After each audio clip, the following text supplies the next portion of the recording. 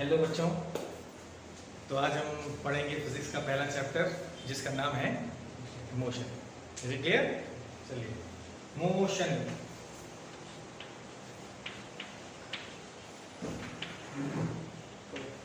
So motion means whenever an object moves, so that state is called motion.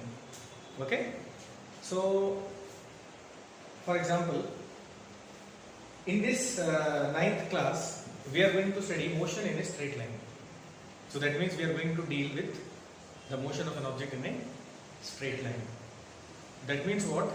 Whenever an object travels in a straight line, that motion is called motion in a straight line. Is it clear, my dear students?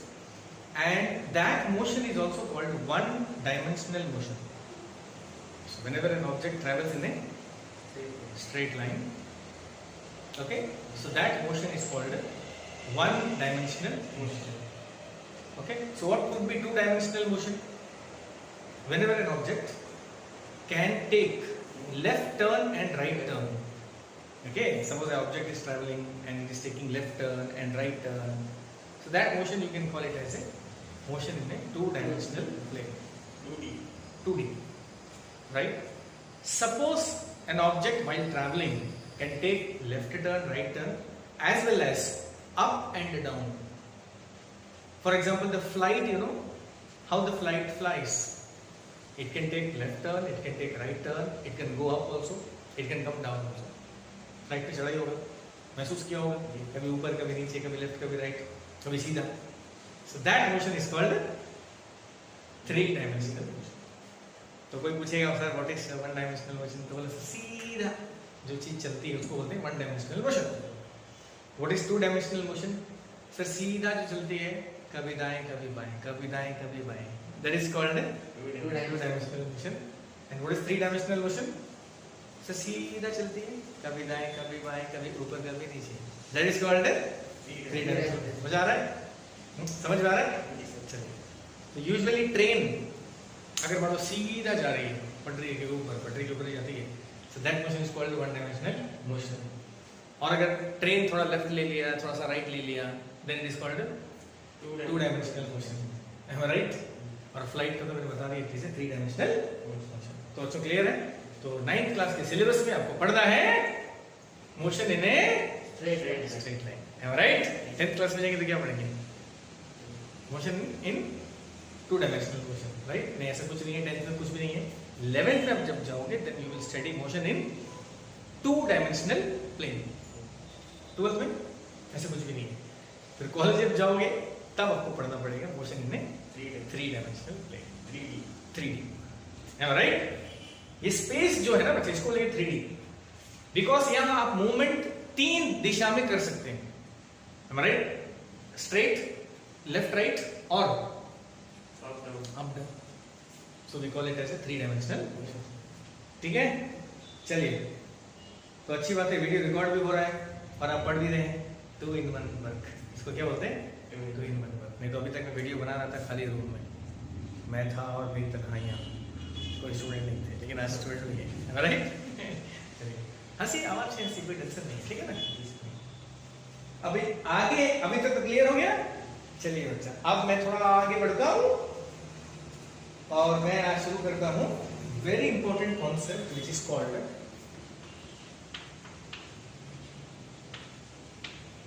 क्या लिखा है? Distance. और यहां क्या लिखा है? Displacement.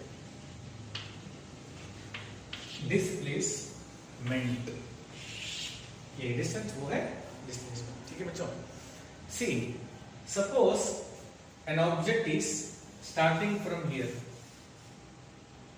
Board ऐसे लगता है कि हम साफ कर देंगे. And the object is ending here.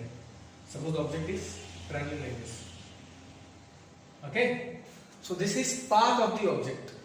This is path of the object. Okay? तो देखिए, तो ये जो स्टार्टिंग पॉइंट है बच्चों, आप इसको बोलेंगे इनिशियल पॉइंट. क्या बोलेंगे? Initial point. स्टार्टिंग पॉइंट में बोल सकते हैं. और ये क्या होगा बताइए, एंडिंग लॉजिक लगाइए। So this is final point, और else we can call it as ending point या तो finish point, something like that. तो बच्चों, और ये क्या है, ये जो सांप की तरह जा रही है, no gravelling, this is called path. Path path, ठीक है। चलो नाउ ये जो पाथ का जो लेंथ है ना, इसको बोलते हैं distance. So distance is the length of the path, length of actual path. Path. ये बहुत इंपॉर्टेंट है बच्चों, ध्यान से देखिए। So what is the distance, length of actual path. अब ये इनिशियल पॉइंट और फाइनल पॉइंट को जोड़ दीजिए, करेक्ट। तो ये जो लेंथ मिला, इस लेंथ को बोलते हैं डिस्प्लेसमेंट। यानी आपको घूम फिर के जाते हैं वैसे नहीं जाना है, कैसे जाना है? सो व्हाट इज डिस्प्लेसमेंट, क्या बोलेंगे आप? ऐसा बोल सकते हो, डिस्टेंस बिटवीन, बोलिए, Initial point and initial point final point. And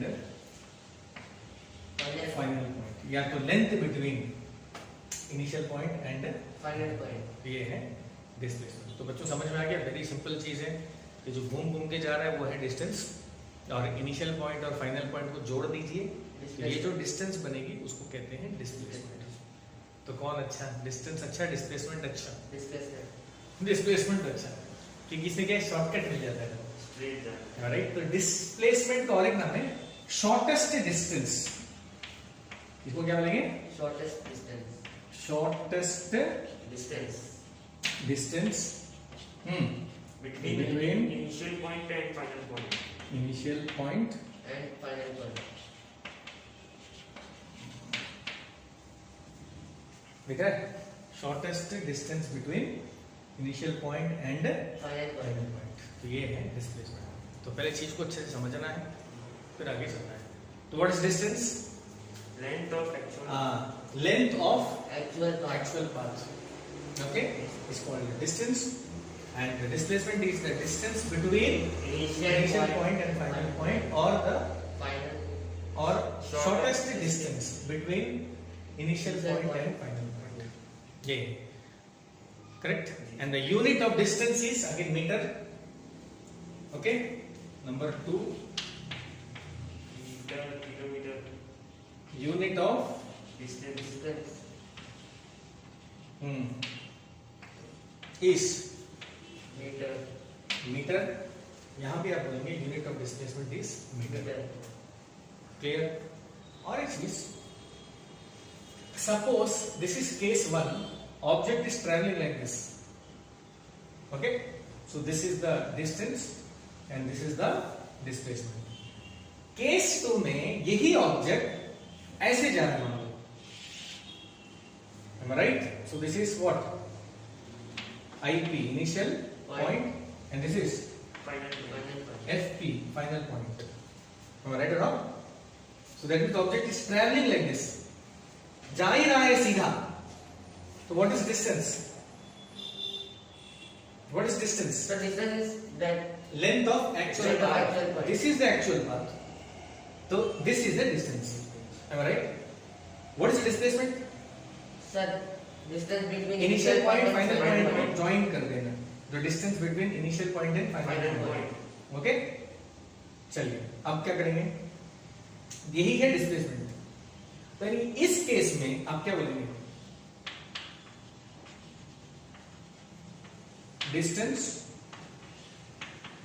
Equal to displacement. Equal to displacement. क्या बात समझ में आ गई आपको?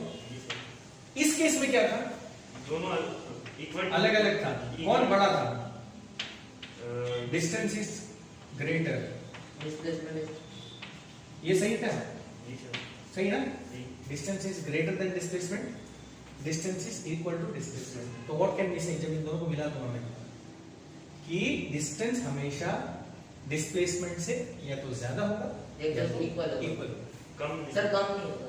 कम हो सकता है, use your logic and tell me. Sir displacement हमेशा सीधा ही होगा कि टेढ़ा में लेफ्ट राइट जाएगा? लेफ्ट राइट अगर जाता है तो डिस्टेंस ज्यादा हो जाएगा, जहां भी यहां मुड़ा तो डिस्टेंस सीधा ज्यादा हो जाएगा, जाएगा। सीधा जाएगा तो distance and displacement both are same, correct. तो कैसे बोलेंगे इस केस में? Distance is always greater than और equal to displacement, am I right? इस केस में बोलिए what is displacement? Displacement Abdul बोलो। Displacement is the distance. नहीं, डिफरेंशिएट कर रहे हैं। ये जो पॉइंट मैंने बोला इसका काउंटर पॉइंट वहां बोला है, तो मैंने ये पॉइंट को क्या बोला कि डिस्टेंस इज ग्रेटर देन और इक्वल टू डिस्प्लेसमेंट। तो काउंटर पॉइंट वहां क्या होना चाहिए? डिस्प्लेसमेंट के बारे में क्या बोलेंगे? Sir displacement is lesser than और equal to distance. Very good, absolutely clear, fantastic, मस्त। तो डिस्प्लेसमेंट इज लेस देन और equal to distance. I hope the logic is clear. कैसे लगा? मजा आया? चलो ये दूसरा पॉइंट। और कोई पॉइंट ध्यान से सुनिए। वेल आप और एक चीज देख सकते हो, आपसे कोई पूछेगा कि डिस्टेंस और डिस्प्लेसमेंट कब इक्वल है, क्या बोलेंगे? When the initial point and final point meet. नहीं, गलत आंसर। बोलिए रेहान, डिस्टेंस और डिस्प्लेसमेंट इक्वल कब हो सकता है? तब हो सकता है when the body travels in a Straight line. yes straight line। ये एक मात्र क्वेश्चन आ सकता है। when distance and displacement are equal, they are equal when the body travels in a Straight line. क्योंकि स्ट्रेट लाइन जब travel करेगा so that length is the distance and that same length is the displacement। पक्का? आगे बढ़ेंगे। Next logic देखिए ध्यान से। Suppose ये है इनिशियल पॉइंट, एक बॉडी ऐसे करके डोलते हुए जा रहा है और वापस आ गया इधर ही, तो यही क्या हुआ? Final point. So don't you feel in this example this initial point and final point are same point, right? Yes. So in this situation what is distance? So Distance is length of actual path। तो ये जो distance है यही है बच्चों displacement, यही है distance, sorry ये जो पाथ का लेंथ है यही है डिस्टेंस। Yes sir। कोई डाउट नहीं है? नहीं। Now the question is what is displacement? So displacement is that final point initial Displacement क्या है? Shortest distance between initial point and final point. यहाँ पे initial point and final point दोनों same हो गया, तो डिस्प्लेसमेंट ही तो डिस्प्लेसमेंट है ही नहीं। नहीं।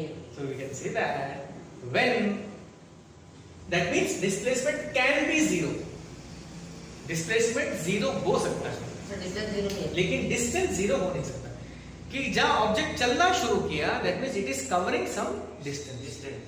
भले ही वापस जगह में आ जाता है लेकिन फिर भी it is covering some distance. अगर डिस्टेंस को जीरो होना है then object should not travel at all, एक कदम भी आगे नहीं बढ़ाना। I hope you are getting the logic.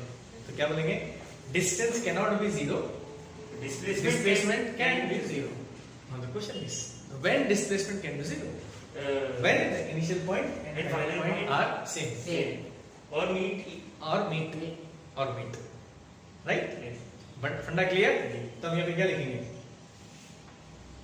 बोलिए। डिस्टेंस तो तीसरा पॉइंट जो हम लोग डिस्कस किया था वो ये था, distance can be greater than और equal to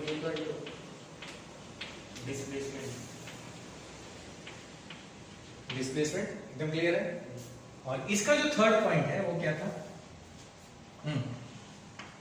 Displacement is lesser than distance or equal to distance. Displacement is lesser than or equal to distance। एकदम क्लियर है। और नेक्स्ट पॉइंट क्या था? 4 Distance cannot be zero.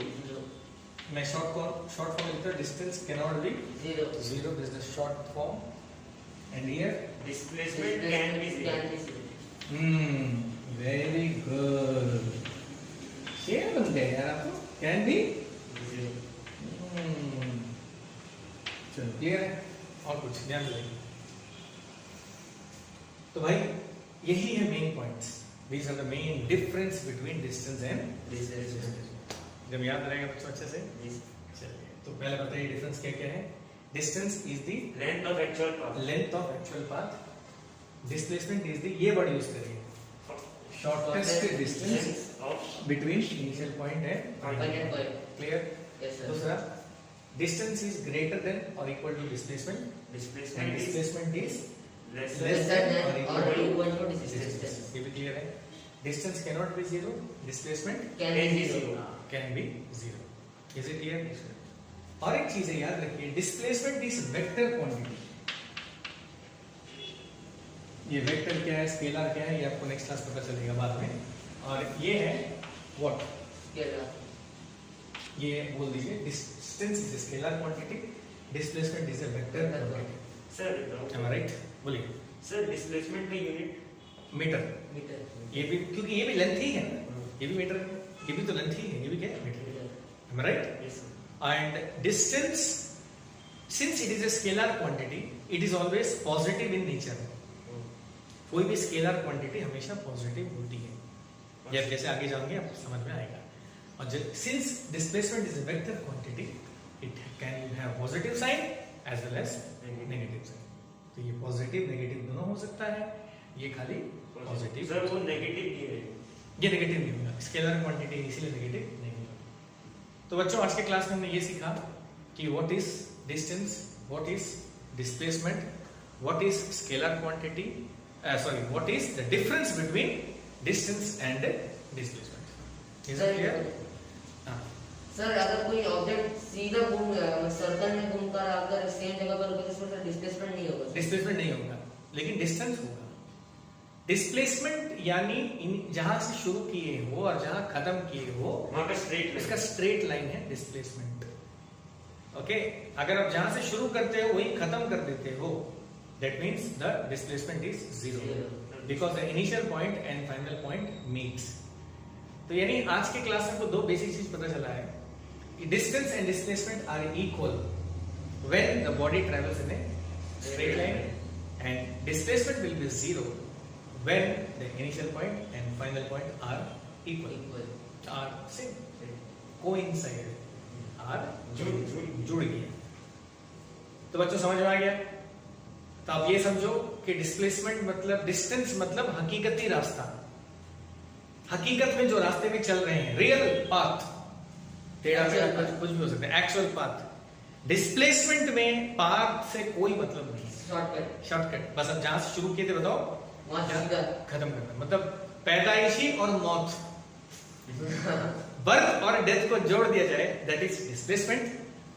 और जो पूरा जिंदगी है, दैट इज पूरा लाइफ, रोना हंसना, दैट इज कॉल्ड डिस्टेंस। तो बच्चे समझ में आया? एग्जांपल मजा आया? जी सर। कैसे एग्जांपल मैं देता हूँ? हैं? बढ़िया। तारीफ नहीं करता रहन भाई, ये तो बढ़िया बोल दिया, मजा नहीं आया? आया सर। हाँ, तो पढ़ने का बेस्ट तरीका, चीज को प्रैक्टिकल से जोड़िए, because we are very happy with our practicals, we are not happy with the theory. तो हम लोग क्या करना चाहिए, ये थियरी को हर बार प्रैक्टिकल से जोड़ते ही रहना चाहिए। जो आदमी सीधा बात करता है उसको बोलेंगे यार you are always talking like displacement, straightforward. और जो आदमी घुमा फिरा के बात करता है, टेढ़ा मेढ़ा बात करता है, उसको बोलेंगे यार you always behave like distance. कभी तो डिस्प्लेसमेंट बन लिया करो, कभी तो सीधा बात कर लिया करो। ये एग्जांपल कैसे लगा? ये सर ये बढ़िया। यही बढ़िया था, पहले बढ़िया नहीं था। चलो एग्जांपल से जोड़िए, तब आपका नॉलेज में कॉन्क्रीटनेस आता है। क्या आता है? हाँ, आप खाली सीमेंट करके स्लैब बना दो तो स्ट्रॉन्ग नहीं होगा, उसमें रॉड डालना पड़ता है। क्या डालना पड़ता है? हाँ, तो रॉड वो एग्जांपल है जिससे आपका नॉलेज और स्ट्रॉन्ग। खड़े खड़े 3-4 एग्जांपल आ गया। चलो एनीवेज माय डियर स्टूडेंट्स, तो आज ये वीडियो में इतने ही मैं पढ़ाया हूं आपको कि what is distance, what is displacement and what is the difference between distance and displacement. Okay, next class we will discuss what is uniform motion, कि यूनिफॉर्म मोशन क्या है। और एक चीज हमने पढ़ा इस वीडियो में, what is one dimensional motion, what is to dimensional motion and what is three dimensional motion. Right around. और ये भी मैंने बता दिया आपको कि कौन से क्लास में कौन सा चीज आने वाला है। 9th में 1 डायमेंशन है, 10th क्लास में कोई डायमेंशन नहीं है, 11th क्लास में जाओगे आपको 2 डायमेंशन पढ़ना पड़ेगा, 12th में कोई डायमेंशन नहीं है, और कॉलेज जाओगे तो 3 डायमेंशन पढ़ना पड़ेगा। Okay, so that's all for today's class. सो उम्मीद करता हूँ आप लोग ये वीडियो बिल्कुल समझ में नहीं आया होगा, नहीं समझ में आया? जी sir. Okay, tata bye bye, will meet next time.